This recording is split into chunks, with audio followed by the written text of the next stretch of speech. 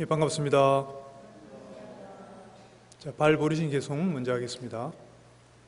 어머니이신 일체 생명들이 항상 평안하고 행복하기를 바라며 이들을 돕기 위해서 완전한 깨달음을 얻겠습니다.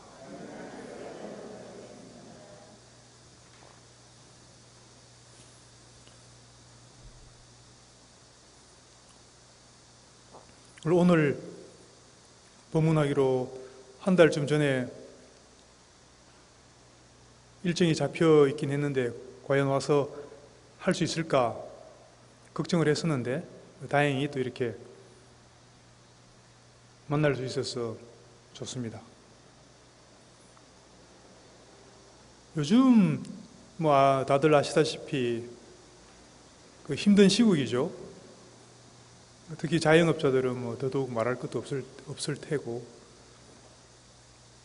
왜 이런 힘든 일이 오나 그런 생각을 하던 중에 문득 또 최근에는 또 어디죠? 아프가니스탄에서도 일이 또 나가지고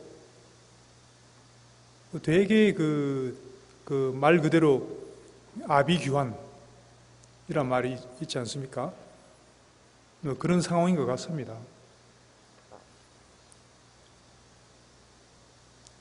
거기서 폭탄이 터져서 사람들이 죽어나가고 하는데 지금 우리가 코로나 때문에 조금 불편하다, 힘들다 이렇게 말하기가 좀 어려울 것 같아요. 그런 분들 앞에서는.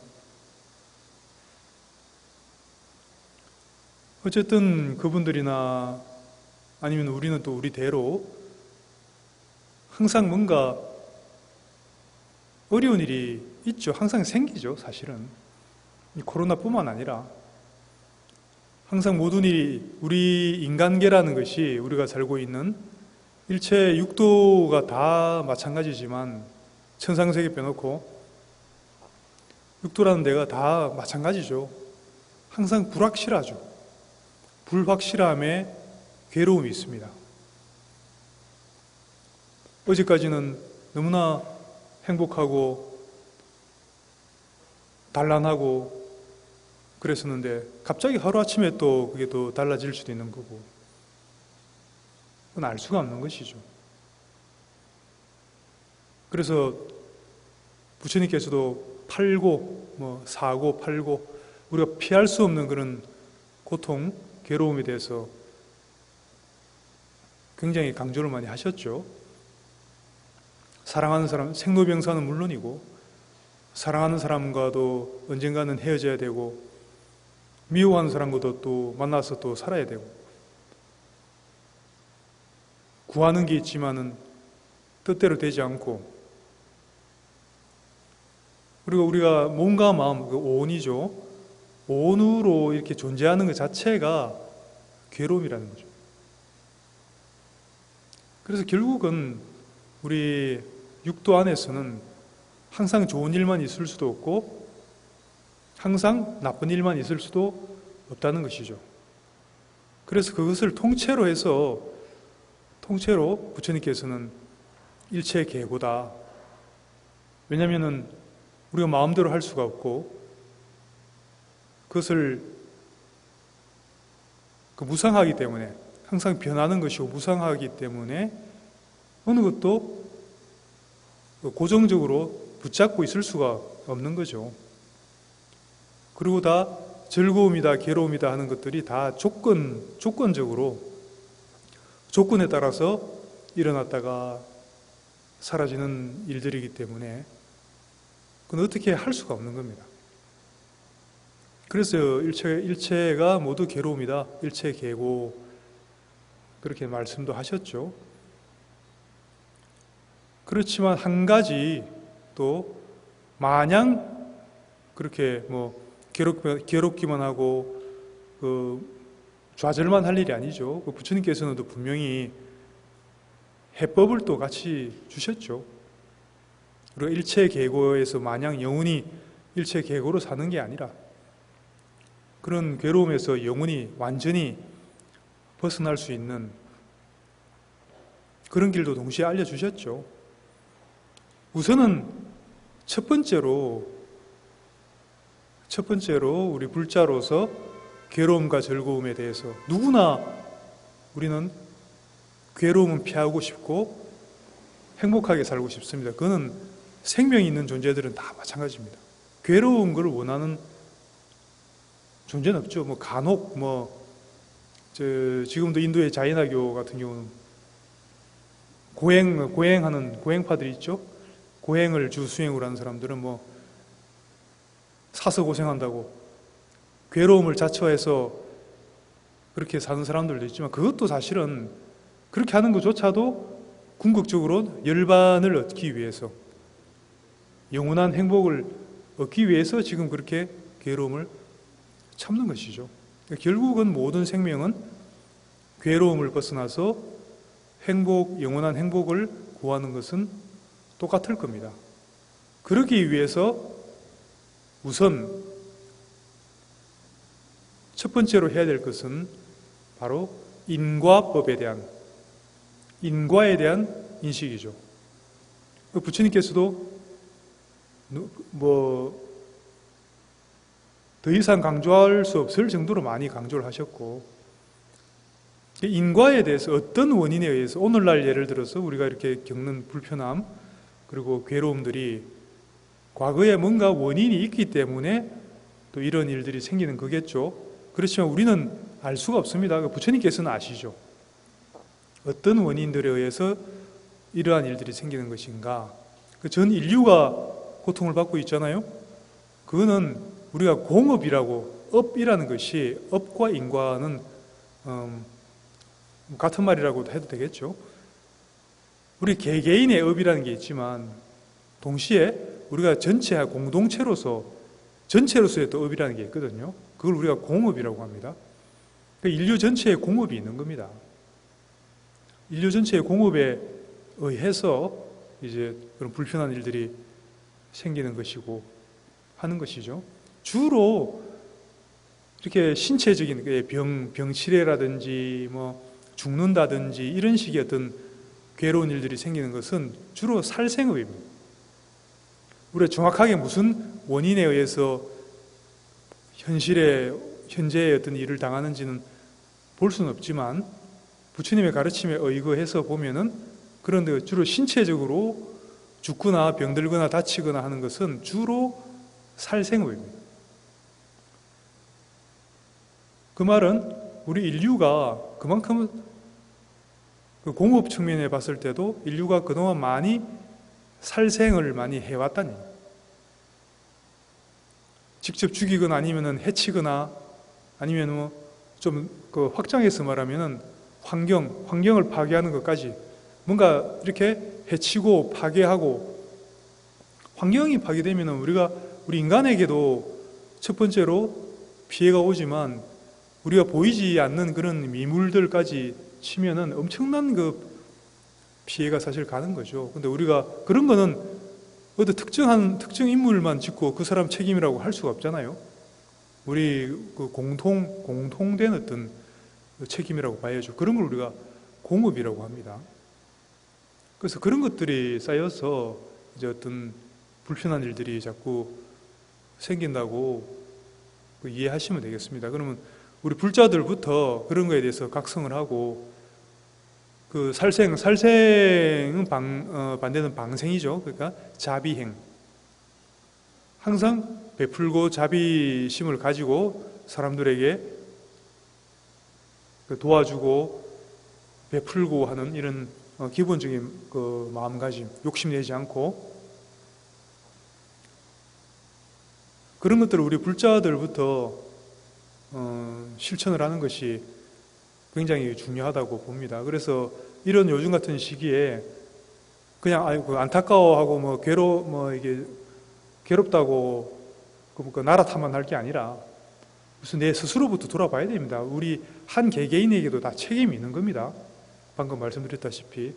그래서 뭐부터 해야 되는가 생각을 해보면은 항상 우리가 업과 인과를 생각해서 거기에 따라서 항상 조금 더 화를 2번 낼까 1번만 낸다든지, 조금 더 내가 누구를 도와주거나 베풀 일이 있으면 1번 더 한다든지, 그게 꼭 여러 번 강조드리지만 무슨 내가 베푼다, 보시한다는 게 꼭 물질적으로만 하는 게 아니죠. 우리가 말 한마디, 미소 하나, 이런 것들이 다 굉장히 훌륭한 보시가 될 수 있는 겁니다. 그래서 이런 인과하고 관련해서 우리 옛날 경전 중에서 조금 살펴보도록 하면요, 저번 달에 이어서 친우서, 그 친한 친구한테 주는 편지란 말입니다. 그런 글이 있습니다. 용수보살, 나가라주나죠. 용수보살이 실제로 그 생존에 계실 때 당시에 그 인도의 왕인 낙행왕, 가우타미 부드라 낙행왕한테 실제로 그 손편지로 해서 보냈던 그 기록이 지금 남아 있어가지고 지금 책으로도 나와 있거든요. 친우서라고 지금은 번역도 잘 나와 있습니다. 거기서 이제 중요한 거는 그 왕이 출가자가 아니고 제가자잖아요. 그래서 그 제가자로서 어떻게 하면은 불법을, 본인의 소임을 평상시에 가정도 꾸리고 가정도 잘 유지하고 나라 경영도 잘 하고 하면 그 와중에서도 어떻게 우리 불법을 잘 공부하고 수행해서 해탈 열반까지도 갈 수 있느냐, 그런 그것에 대해서 아주 시리즈로 그 책 한 권이 될 만큼 상세하게 설명하고 있기 때문에 굉장히 중요한 자료가 되는 겁니다. 특히 제가자들한테는 중요한 자료가 됩니다. 물론 근본적으로 어떤 보살행의 차원에서는 출제가가 따로 없지만 특히 제가자들한테 이렇게 좀 특화되어 있는 그런 법문이라고 보시면 됩니다. 저번 달에는 그 육종수념, 기본적으로 그 불교 수행자가 가져야 될 매일 하루에 계속 생각을 해야 되고 계속 기본적으로 항상 실천해야 될 그 생각 6가지 말씀드렸죠. 육종수념, 불법승, 삼보, 그 3가지죠. 그리고 그 다음에는 보시와 지계, 그리고 천존. 천존은 이제 그 불보살님들에 대해서 생각을 하는 겁니다. 그리고 그 공덕행을 많이 하면은 정토에 갈 수 있다는 어떤 믿음, 그리고 거기에다가 본인이 신앙하는 아미타불이든 관세음보살이든 지장보살이든 그 보살님들에 대해서 자꾸 생각하고 기도하는 것이 바로 이제 그 천존이 되겠습니다. 그래서 불법승, 보시, 지계, 천존, 그래서 총 6가지는 항상 그 기본 마인드셋으로 가지고 있어야 된다. 항상 마음속에 간직하고 있어야 된다. 그런 말씀을 드렸습니다. 그 친우수의 처음에 나오는 가르침이시고요. 그 다음에 이제 오늘 제가 말씀드릴 것이 이제 그 십선에 대한 또 이 말씀을 하십니다. 그래서 이 그 육종수념이나 십선 이런 거는 많이 들어봤을 겁니다. 그런데 이게 사실은 어떻게 보면 가장 중요한 법문이라고도 할 수 있습니다. 예를 들어 그 뒤쪽 가면 무아라든지 공성에 대한 법문 이런 것도 나오거든요. 근데 항상 그런 것부터 먼저 말씀하시지 않고 항상 이런 거 삼귀라든지, 방금 육종수념이 또 삼귀가 들어가잖아요. 삼귀라든지 그리고 지금 말씀드릴 특히 그 십선업 같은 경우는 불자들 실천행에서는 가장 핵심적인 거라고 보시면 됩니다. 그 친우수에서 이렇게 이제 그 귀절이 이렇게 되어 있습니다. 몸, 말, 뜻의 산무는 항상 10가지 선업의 길을 받들어 행해야 하고 온갖 향내나는 술을 끊으며 오직 현묘한 삶에 환희심을 내야 합니다.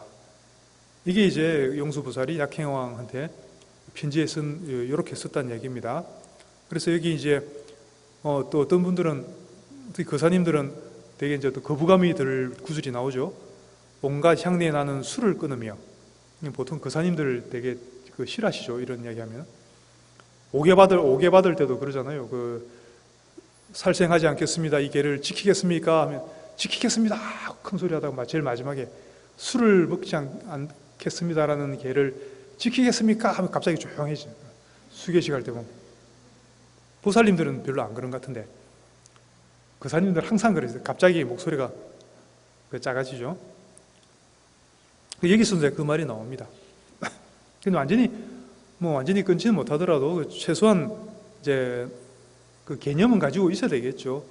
안 먹는 게 제일 좋고 혹시나 뭐 사회생활 때문에 먹더라도 그 취하지 않을 정도로 먹는다는 정도, 그 정도 마음은 가지면 가지고 있어야 되겠죠.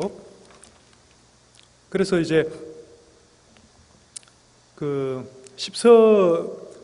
십선업에 대해서 이제 구체적으로 하나씩 말씀을 하시는데, 십선업은 십선 또는 십선업, 이건 이제 여러분들이 아주 익숙한 이야기입니다. 그게 뭐죠? 십선업의 반대가 뭐죠? 십불선업, 십악. 십선업의 반대가 십악이죠. 어디서 많이 들어봤죠? 십악. 십악. 어디서 나오는 말이죠? 어? 이상해. 어디서 많이 들어본 것 같은데, 어디서 BTN에서 봤나? 막 고민하고 있죠, 여러분들. 여러분들 오늘 조금 전에도 했죠? 어디 나오죠? 천수경이 나오죠? 십악참회, 살생중재, 금일참회, 두도중재, 금일참회, 마지막에 치암중재, 금일참회, 백급적집재 그래 나가잖아요. 이제 기억나죠, 그죠? 그걸 말하는 거예요. 십악. 얼마나 중요한 거면은 천수경에 그렇게 가운데 턱 나오겠습니까? 그래, 그게 이제 십악, 십불선업이죠. 그게 십악이고, 살생, 투도, 사음, 망의, 기어, 양설악구, 탐심, 진심, 치심을 그 10가지를 말하는 거죠. 근데 그걸 안 하는 거를, 그 십악을 안 하는 거를 우리가 십선업이라고 하는 겁니다. 재미있는 사실이 있습니다. 예를 들어, 첫 번째가 살생하지 말라는 이야기죠. 살생하지 말라고 하면은, 예를 들어, 여러분들이 이제 5계를 받았잖아요. 불살생계를 받았잖아요. 그래서 5계를 받고 나서 혹시나 어디 이제 갔는데 그 살생을 하게 될, 예를 들어 소를 막 같이 잡아 죽이는 그 장소에 있게 됐다. 옛날 같았으면 그냥 나도 빨리 소를 같이 도와서 잡아가지고 뭐 좀 간도 좀 그 자리에서 생간도 좀 먹고 뭐 그랬을 텐데, 이제 5계를 받았어요. 5계를 받고 나서 이제 갔어요. 보니까 또 이제 그런 인연이 오는 거죠. 그럼 그때 여러분들은 5계 받은 거를 생각해내고 불살생계를 생각하고 안 했을 때, 살생할 인연을 만났는데 여러분들이 안 했을 때, 그게 불살생이라고 하는 선업을 하나 지은 게 되는 거예요. 꼭 우리가 선업이라는 게 꼭 내가 뭔가를 어떤 행위를 해서 보시를 한다든지 해서 하는 것만이 선업이 아니고, 그 10가지 불선업을 안 하는 거, 그게 바로 선업이에요. 근데 재밌는 거는 경전의 말씀에 이렇게 되어 있습니다. 그게 계를 받았을 때 그게 선업이 되는 거예요.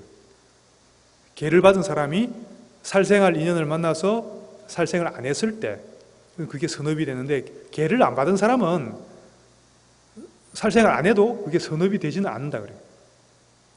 왜냐하면 계를 받았기 때문에 그걸 계를 지킨 공덕이 된다고.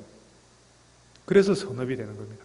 여러분들은 최소한 5계를 받았기 때문에 십선업이 5계를 확장해 놓은 거예요. 사실은 그 핵심은 5계에 다 들어있는 겁니다.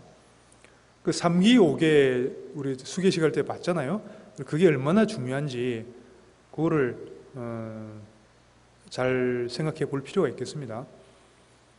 그래서 사실은 그 요즘 각종 TV나 유튜브나 책이나 이렇게 보면은 각종 그 처세술 관련된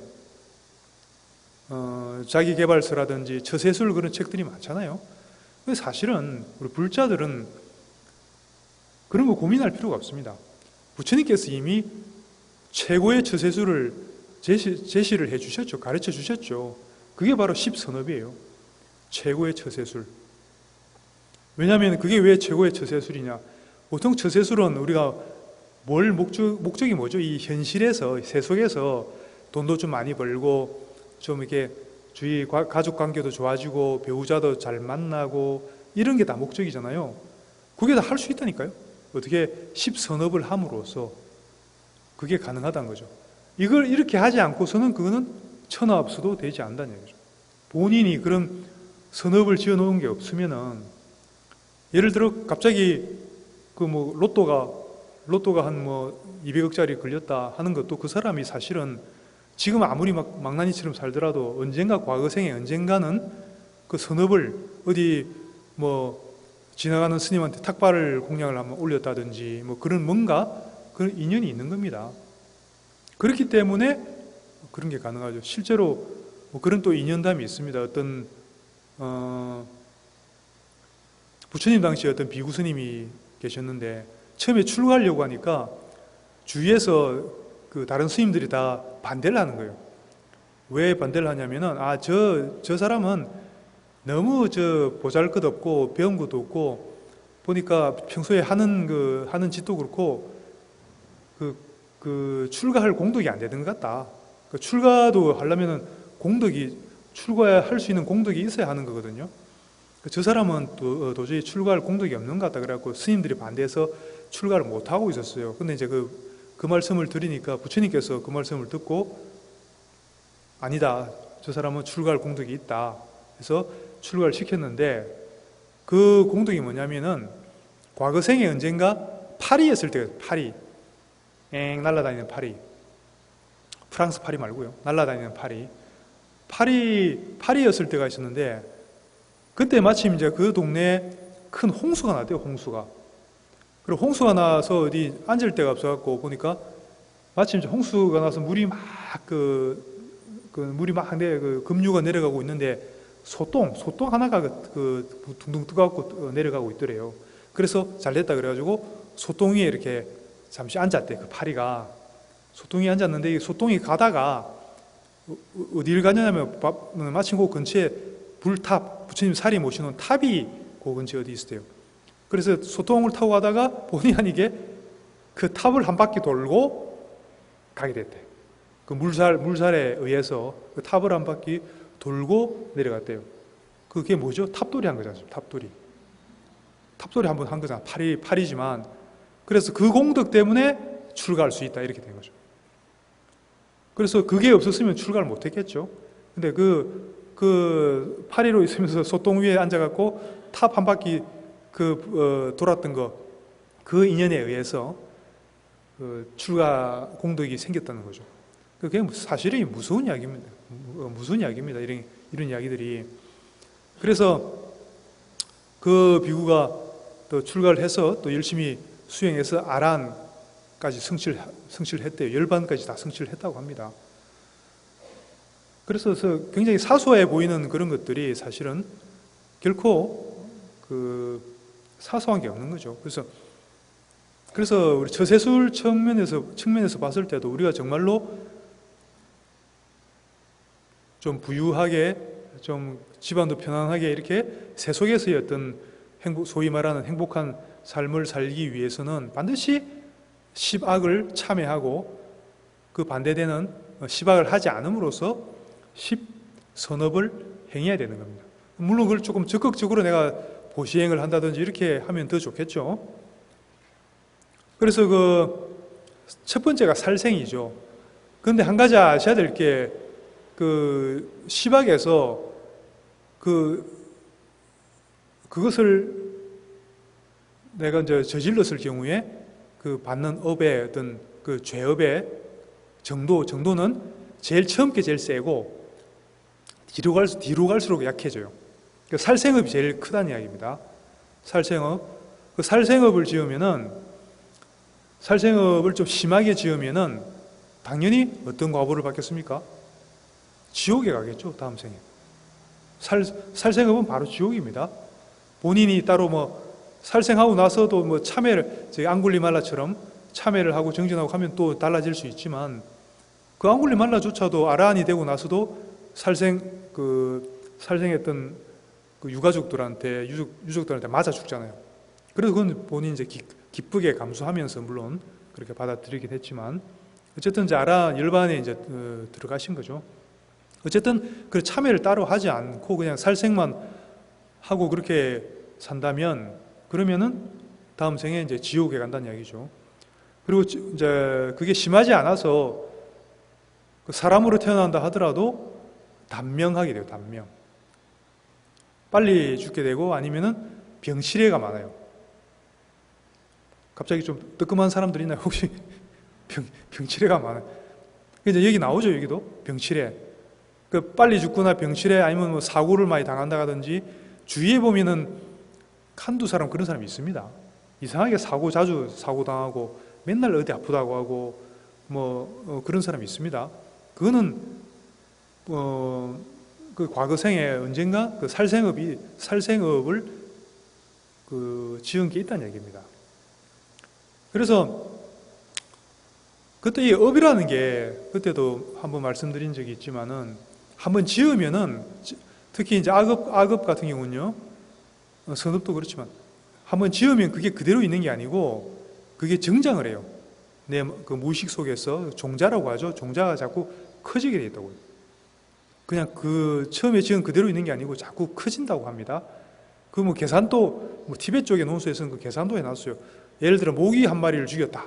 그러면은 그 죽여놓고 내가 아무것도 안 했다. 참회 같은 거 안 했다. 그러면 일주일 뒤에 정확하게 16만 마리 죽인 업이 생긴다 그래요. 무섭죠? 그럼 그것도 계속 놔두면 어떻게 되겠어요? 일주일, 한 달 이렇게 가면 어떻게 되겠어요, 그게? 큰일 나겠죠. 그러니까 사소하다고 절대로, 업이라는 거는 사소하다고 절대로 쉽게 보시면 안 됩니다. 이런 거 좀 사소한 거짓말을 좀 해도 되겠지. 이런 거, 미물, 이런 거 그냥 팍 죽여버려도 되겠지. 그렇게 하시면 안 된다는 거죠. 크고 작은 게 없습니다. 업에 대해서, 업을 짓는 데 있어서는. 방금 말씀드렸지만 그게 그렇게 무섭게 정장을 하기 때문에 그게 무섭다는 생각을 꼭 하셔야 됩니다. 그래서 그러면 항상 나오는 질문들이 있죠.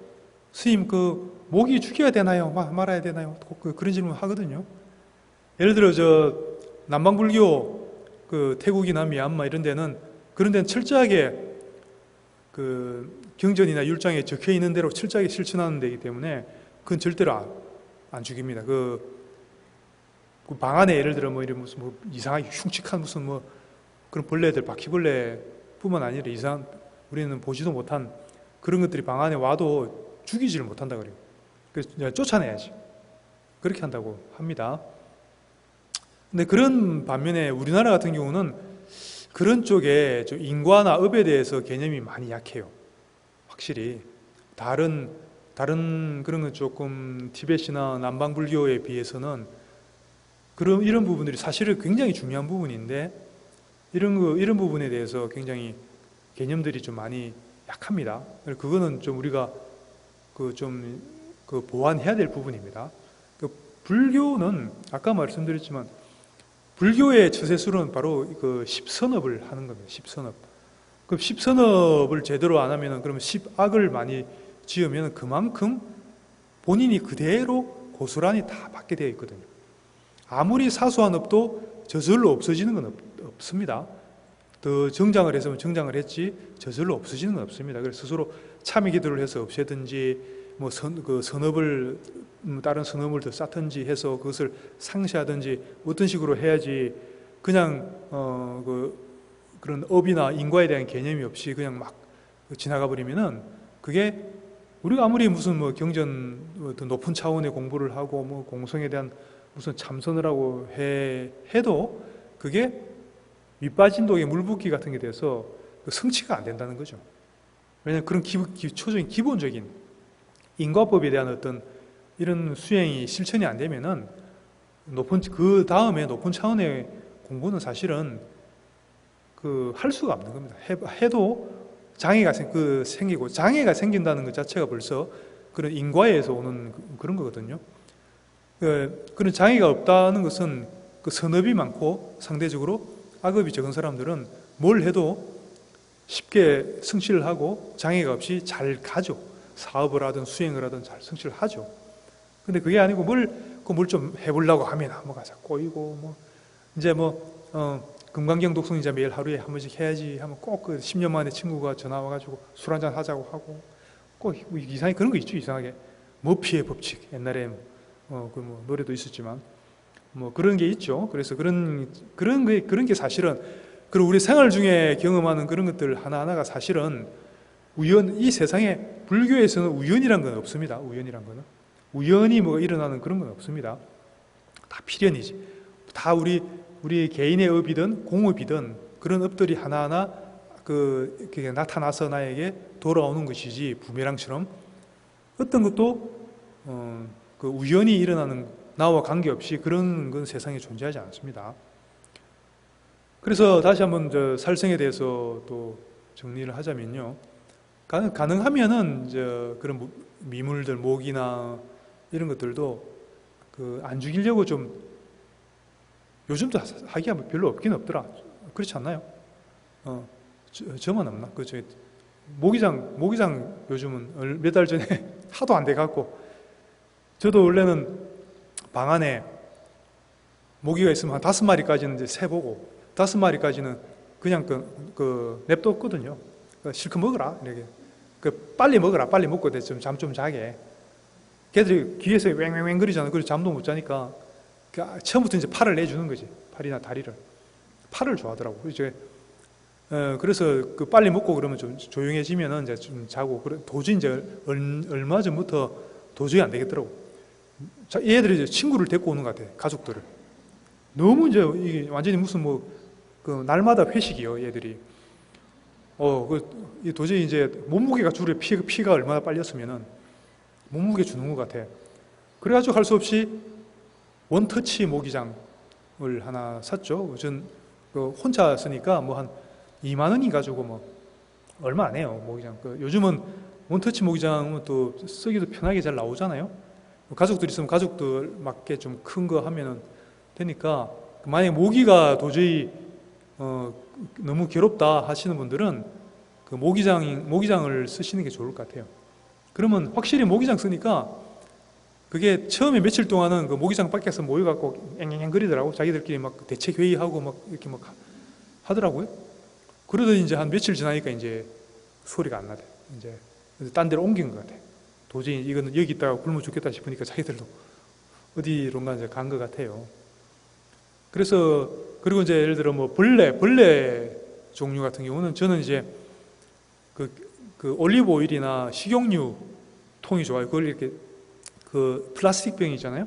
그걸 가운데 탁 잘라요.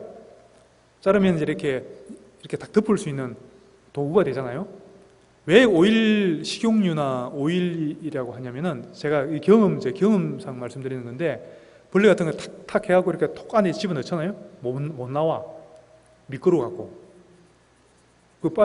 이게 손을 안 덮고 있어도 못 나오더라고. 그러고 조용히 이제 창문 밖으로 방생하면 되겠죠. 그게 이제 그렇게 해서 방생을 또 한번 하는 거죠. 그러면 굳이 마음에 끄림칙 해가면서까지 안 죽여도 되잖아요. 그래서 모기장하고 플라스틱, 이 뭐라고 하죠? 벌레 잡기.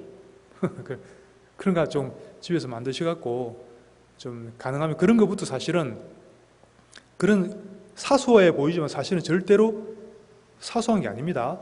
그런 걸 우리 생활 속에서 그런 습관부터 들이는 게 업에 대해서 살생계를 그렇게 지켜나가는 것. 그렇게 해서 불살생을 하지 않은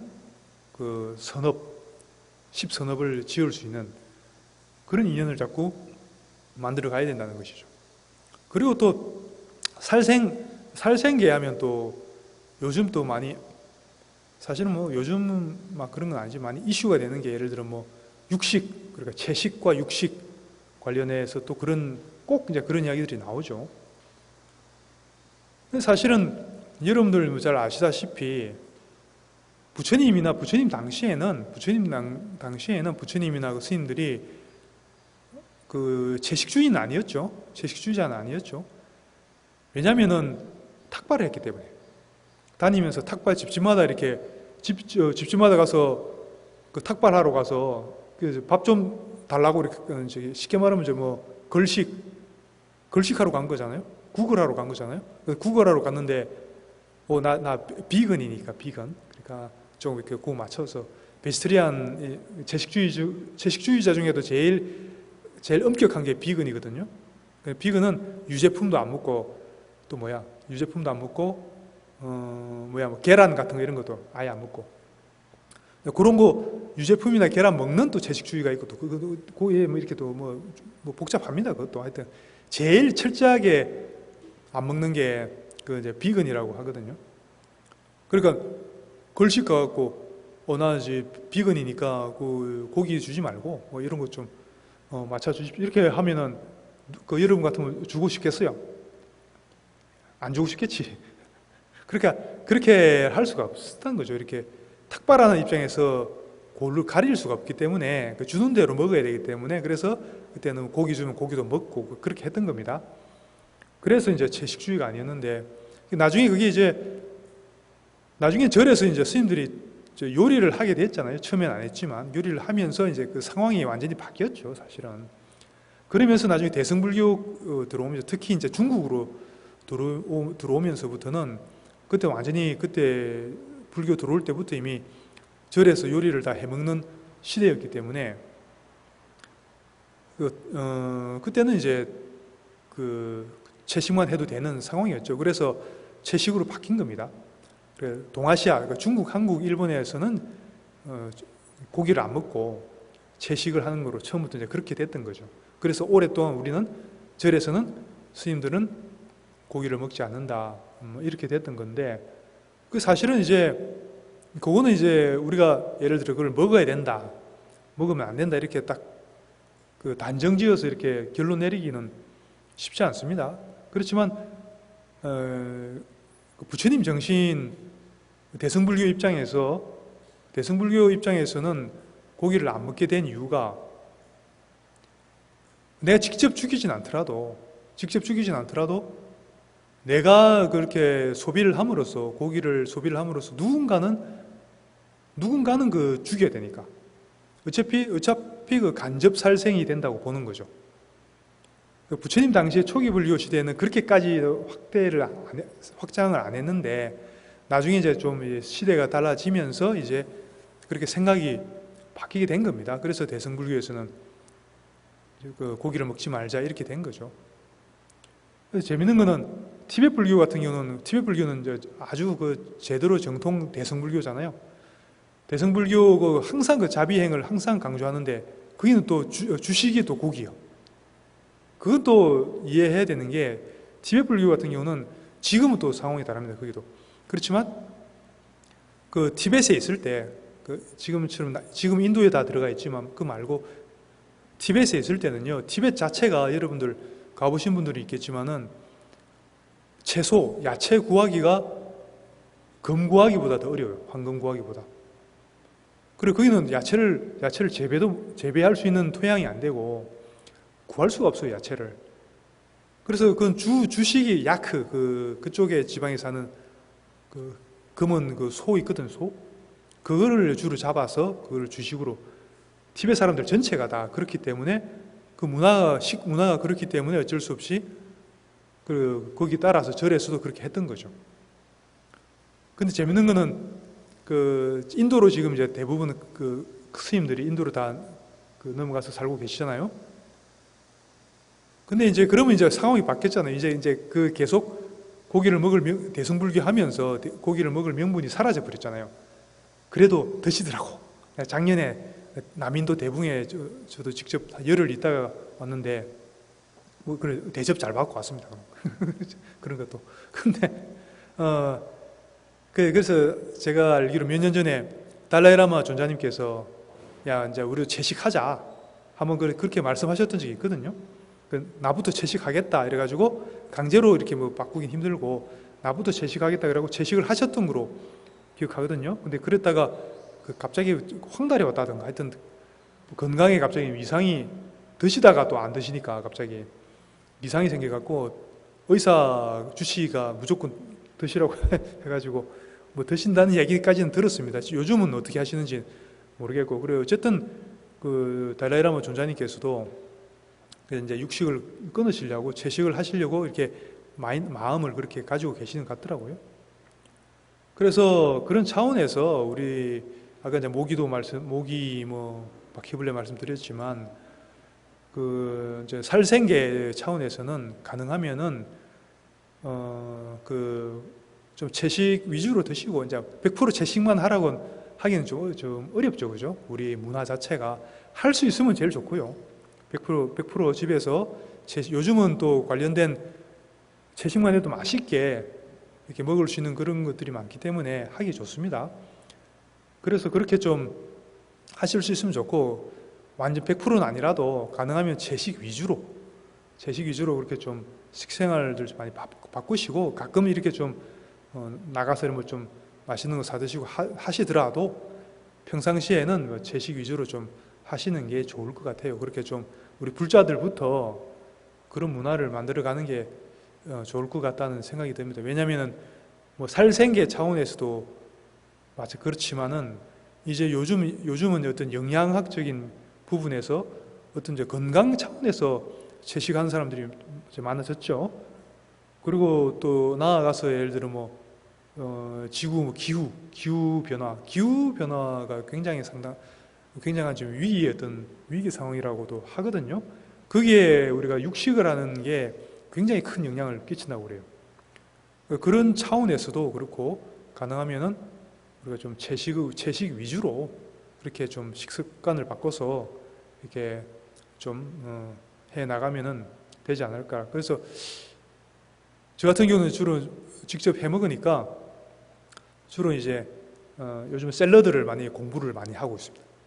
샐러드 좀 이렇게 샐러드로 만들어 먹으니까 좋더라고요. 이렇게 꼭 전통 사찰 음식만 고집할 게 아니고 샐러드를 하니까 여러 가지 다양하게 또 먹을 수도 있고 뭐 이렇게 위에 드레싱 하는 것도 본인 취향대로 할 수 있으니까 그런 것도 방법도 하나 있고 뭐 빵도 뭐 조금 찾아보면 뭐 완전히 이제 밀가루 빵 말고 통밀빵 이런 것도 구할 수 있잖아요. 고밀빵이나 그런 거 구할 수 있으면은 뭐 그런 걸 해서 드시는 것도 방법도 있고요. 작년에 한참 몇 달 했었는데 그 현미 생채식 저도 강추합니다. 강추. 저는 그때 이제 다이어트 한다고 해갖고 제대로 아주 효과 봤었는데 지금도 하루에 한 끼씩은 그렇게 하고 현미 생채식을 하고 있습니다. 뭐 매일은 아니지만 거의 그렇게 하려고 하고 있습니다. 그런 것들이 이제 그러고 구체적인 정보들은 유튜브만 들어가도 뭐 현미 생채식 이렇게 막 검색해봐도 많이 있으니까 그런 걸 해서 특히 예를 들어 스스로 생각하시기에 조금 건강에 조금이라도 뭔가 이상 신호가 있다, 뭐 혈당이 조금 높다, 아니면 혈압이 조금 높다라든지 뭐 지병이 좀 있다라든지 하신 분들은 현미 생채식을 저는 강추합니다. 그래서 그걸 해보시면은 굉장히 여러 가지로 도움을 많이 받으실 수 있을 거라고 생각을 합니다. 그런 식으로 해서 우리가 먹는 문화부터 좀 이렇게 바꿔갈 필요가 있을 것 같습니다. 그 다음에 살생업이고, 그 다음에 이제 투도는 쉽게 말하면 도둑질이죠, 도둑질. 근데 우리 불자들이 뭐 남의 집 담 넘어갈 일은 없잖아요. 그래서 뭐 집에 들어가서 도둑질 할 일은 없잖아요. 그래서 도둑질이란 말은 남의 집 담 넘는 것뿐만 아니라 예를 들어 사기를 친다든지 뭐 부당 이득을 취득한다든지 뭐 예를 들어 남의 물건 빌려갖고 안 돌려준다든지 아주 사소한 거라도 뭐 그런 것들 하나하나가 다 투도업이 되는 겁니다. 그래서 그런 투도업을 좀 심하게 많이 지으면은 다음 생에 아기로 태어난다고 그래요. 아기가 이제 아시다시피 배 위장은 그 남산 그 크기가 남산만한데 목구멍이 바늘 굵기 정도밖에 안 돼가지고 뭘 그 먹거나 삼킬 수가 없어요, 거의. 그래서 항상 극심한 갈증과 극심한 배고픔에 시달리는 게 아기죠. 그 지옥 그 다음 그 위에 사막도 중에 지옥 바로 위에잖아요. 그럼 심하면 아기로 태어나고 그래 그렇게 심하지 않으면 사람으로 태어나도 항상 늘 가난하게 살게 된대요. 가난하면서도 그리고 뭐 조금 뭐 재산이 모일 듯 하면 또 누가 들여 탁 채가고 어디 그 사기를 당한다든지 뭐 그런 일도 생겨버리고 그런 게 이제 주로 투도업에서 이제 그런 것들이 생긴다고 합니다. 그 다음에 이제 사음이죠. 사음은 삿된 음행. 쉽게 말하면은 뭐 이제 바람 피지 말란 얘기죠. 배우자와만 그런 그 부부 관계를 유지해라. 그럼 물론 이제 그 논수에는 조금 구체적으로 배우자끼리라도 뭐 이렇게 그 조금 정상적인 그런 행위를 넘어서는 어떤 그런 건 하지 말라고 또 그런 말도 있긴 있습니다. 그건 좀 상식적으로 생각하셔도 될 것 같고요. 어쨌든 이제 배우자 외에는 그런 어떤 행위를 하지 마라 정도로 아시면 될 것 같고, 이게 또 마찬가지 사음을 좀 심하게 평생 평생 그렇게 그 바람을 피고 살았다 예를 들어 그러면은 그 채로 참여하지 않고 그대로 죽으면은 악귀계에 태어난다 그래요. 그것도 일종의 이제 욕심이기 때문에 그런 것 같습니다. 그리고 사람으로 태어나더라도 주위 사람들이나 배우자를 자꾸 그 멀어지게 되고 잃게 돼. 그 이혼. 뭐 그렇게까지도 나와 있습니다. 그 당연히 이제 그런 거 가보를 받겠죠. 그래 방금 저 살생, 투도, 사음 세 가지가 우리가 몸으로 짓는 세 가지 업이었죠. 몸으로 짓는 세 가지 업. 근데 그 다음에 나오는 게 뭐죠? 망어, 양설,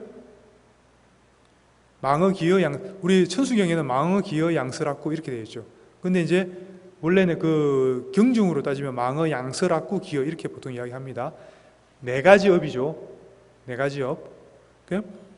우리 재밌는 것이 우리 몸으로 짓는 업이 세 가지고 그 뒤에 마지막에 또 마음으로 짓는 신구 의업이죠. 의업이 또 세 가지인데 입으로 짓는 말로 짓는 구업이 제일 많아요. 구업이 총 네 가지예요. 네 가지. 망어, 기어, 양설악구죠. 그만큼 우리가 구업을 지을 확률이 높다는 얘기입니다. 이건 정말 조심해야 되는 겁니다. 우리가 이게 왜 이거 시박 또는 십선을 지금처럼 공부를 해야 되냐면은 이렇게 알고 있어야지 업을 짓지 않게 되겠죠. 근데 이게 모르면은 평상시에 본인이 이런 업을 짓고 있는 줄도 모르고 짓게 되기 때문에 그렇습니다. 첫 번째가 망어는 거짓말이죠. 거짓말 하지 말라는 거죠.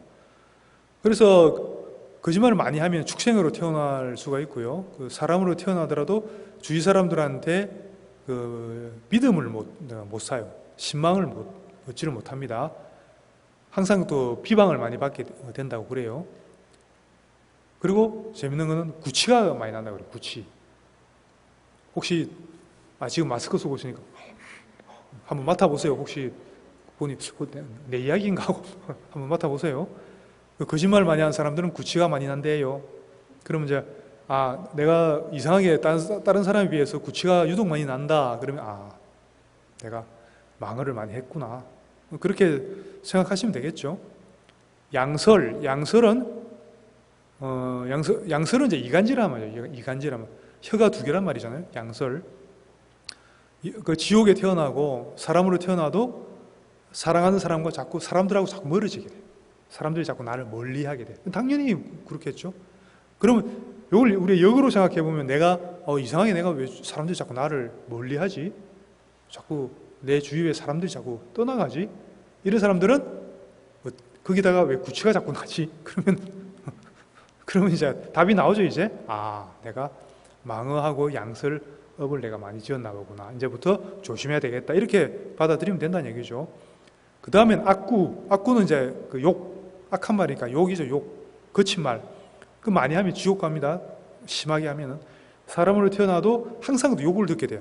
욕을 듣게 되고, 안 좋은 소식을 계속 듣게 되고. 그 기어. 이거 우리가 놓치기 쉬운 게 바로 기어입니다. 기어. 기어가 이제 뭐 꾸미는 말이라고 하는데, 쉽게 말하면 잡담이에요. 잡담. 한담. 쓸데없는 잡담. 어떤 동대 어떤 교수님은 우리가 TV 보는 것도 다 기어에 속한다고. 왜냐하면 쓸데없는 거 보고 있으니까 그렇게까지도 말씀하시던데, 그건 잘 모르겠고, 어쨌든 기어가 사람들하고 만나서 보면은, 예를 들어 도반들끼리 만나서도 이렇게 좀 법담을 하고, 예를 들어 서로 이제 대화를 해도 좀 좋은 말들, 그죠? 이렇게 서로 기분 좋은 말들 하고 그렇게 하면 좋은데, 잡담을 할 때가 많죠. 불필요한 말들. 대개 보면 잡담들이 주로 어떤 내용들입니까? 좋은 내용들이 없어요, 그죠? 주로 누구 험담하는 이야기들. 누가 어떻고 좀 가십거리라고 하죠. 누구 험담하는 이야기, 연예인들 무슨 어쩌고 저쩌고 그런 이야기들이죠. 그런 게 바로 기여가 되는 거고, 기여가 굉장히 큰 구업이 되는 겁니다. 왜냐하면은 시간을 낭비하고 있잖아요. 시간과 에너지를 그렇게 우리에게 주어진 시간은 그 한정이 있는데, 그런 식으로 우리는 낭비를 하고 있는 거거든요. 시간과 에너지를. 그래서 기여도 그 잡담, 한담하는 것도 큰 구업이 되는 겁니다. TV도 그 좋은 프로들이 있죠. 안 좋은 프로가 대부분이지만 좋은 프로도 있죠. 금쪽 같은 내 새끼, 오은영, 저도 요즘 즐겨 봅니다.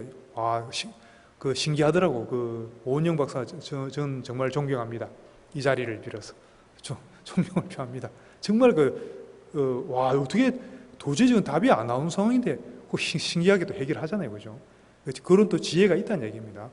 그런 건 좋잖아요. 또 여러분들 생활하고 이제 다 밀접한 이야기고, 그게 꼭 아동 교육뿐만 아니라, 그게 사람 사이의 어떤 관계에서 다 똑같이 통용되는 이야기들이, 원리들이거든요. 거기서 나온 이야기들이.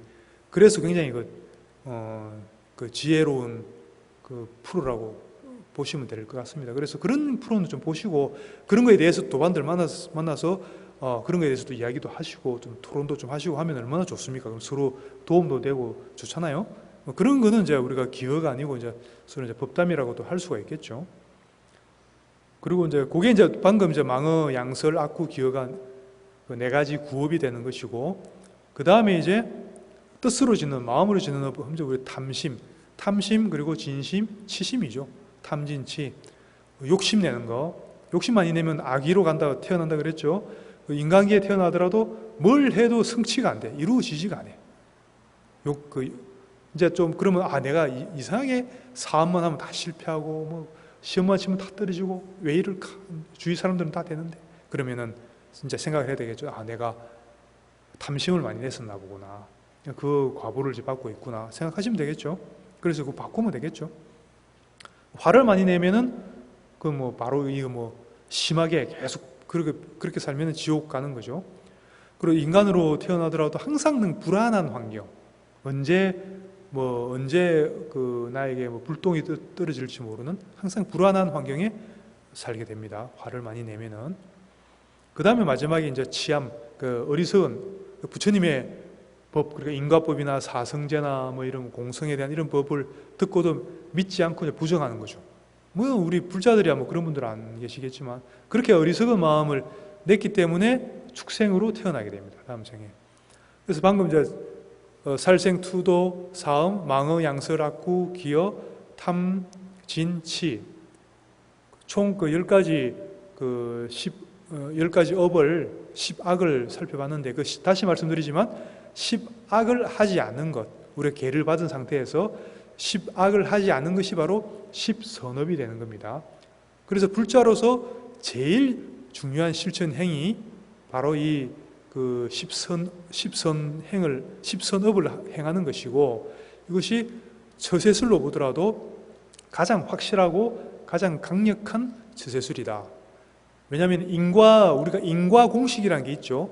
선인 락과 악인 곡과, 이건 반드시 외우고 계셔야 됩니다. 선인 락과 악인 곡과, 선업의 인연을 지으면은 즐거운 과보가 오고, 악한 인연을 지으면은 괴로운 과보가 온다. 요 원리만 아시면, 이거는 과거 7불들, 7부처님께서 똑같이 하신 말씀이시죠. 이거는 우리가 부정할 수가 없는 겁니다. 그래서 요 원리만 잘 아시고 잘 그대로 실천하시면 우리가 얼마든지 꼭 해탈 열반까지 꼭 아니라도 우리 현실 속에서 얼마든지 풍요롭게 이렇게 풍족하게 잘 살 수가 있는 원리가 바로 여기 있는 것입니다. 그리고 그것에 대한 구체적인, 뭐가 선인이고 뭐가 악인이냐 하는 것에 대한 구체적인 것이 바로 오늘 말씀드린 십불선업 또는 십선업, 십악, 십선, 이렇게 간단하게 정리를 할 수가 있겠습니다. 그래서 꼭 그렇게 실천 행들을 잘 하시기 바라면서 또 회양하겠습니다. 회양 계속 따라 하시면 되겠습니다. 오늘 이 법회 공덕으로 일체 생명들이 항상 행복하고 모든 괴로움에서 벗어나며 늘 기쁨 속에서 살고 항상 평정심을 유지하게 하소서. 승불하십시오.